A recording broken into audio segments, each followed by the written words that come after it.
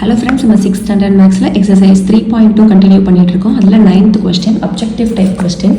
First 2:3 and 4:- dash are equivalent ratios. Then the missing term என்னதுன்னு கேக்குறாங்க.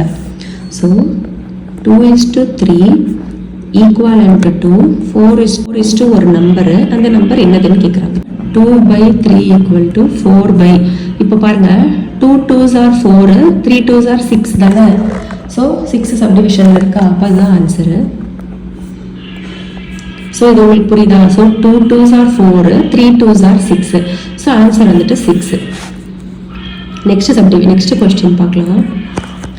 And equivalent ratio of 4:7 என்னன்னு கேட்குறாங்க. So நம்ம எக்ஸாம்பிளில் பார்த்த மாதிரி தான் 4:7 ஈக்குவலண்ட் ரேஷியோ பண்ணணும்னா, ஸோ அந்த 4/7 ஒன்று 2ஆல் மல்டிப்ளை பண்ணலாம், இல்லை 3ஆல் மல்டிப்ளை பண்ணலாம். ஸோ நம்ம வந்து ஃபஸ்ட்டு 2ஆல் பண்ணி பார்ப்போம், அது சப்டிவிஷனில் இருக்கான்ட்டு. ஸோ 4 அது இருக்கான்னு நம்மளோட ஆன்சர்ஸில் இருக்கான்னு பார்க்கலாம். ஸோ 2ஆல் மல்டிப்ளை பண்ணிங்கன்னா 4 2s are 8, 7 2s are 14. நம்மளுக்கு இருக்கா? இல்லை. நம்ம நெக்ஸ்ட்டு 3ஆல் பண்ணலாம்.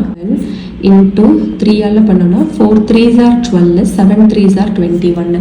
இது நம்ம ஆன்சர்ஸில் இருக்கான்னா இருக்குது. ஸோ நம்மளுக்கு ஆப்ஷன் டி தான் ஆன்சரு. ஸோ ஆப்ஷன் டி 12:21 தான் இதோட ஆன்சர். நம்ம ஃபஸ்ட்டு சம்மோட ஆன்சர் வந்துட்டு ஆப்ஷன் ஏ 6. ஓகேவா? நெக்ஸ்ட் சம் பார்க்கலாம். Which is not equivalent ratio of 16/24 அப்படின்னு சொல்கிறாங்க. ஸோ 16/24க்கு ஈக்குவலண்ட் ரேஷியோ இது இல்லைன்னு சொல்கிறாங்க. நம்ம ஒன்றுன்னா பார்க்கலாம். நம்ம 11th கொஸ்டினை ஃபஸ்ட்டு வந்து 4 4 போட்டோமா, இதை திருப்பி நம்ம டிவைட் பண்ணி பார்ப்போம்.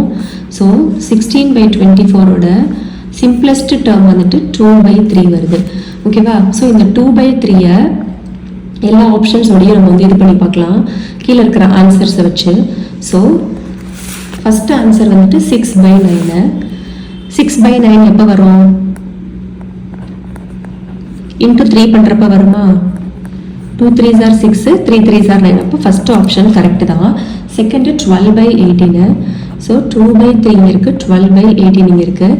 இது எப்போ வரும்? இன்ட்டு 6 போட்டால் வருமா? 2 6 are 12, 3 6 are 18. இப்போ செகண்ட் ஆன்சரும் கரெக்டு தான்.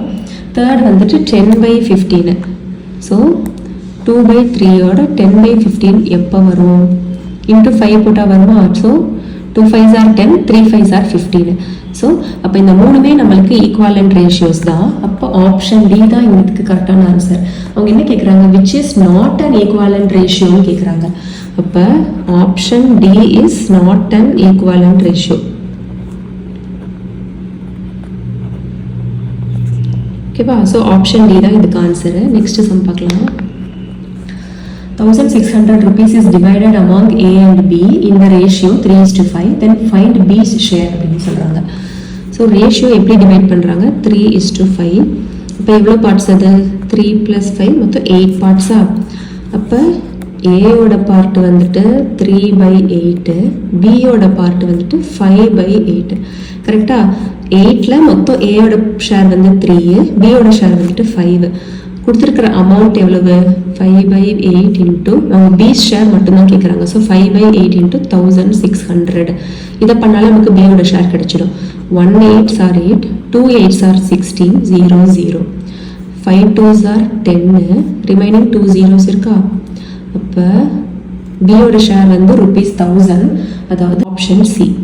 ஆப்ஷன் சி தான் இதுக்கு கரெக்டான ஆன்சர். ஸோ இந்த சம்ஸ் புரிஞ்சிருக்குன்னு நினைக்கிறேன். நம்ம நெக்ஸ்ட் சம்மில் பார்க்கலாம். தேங்க்யூ.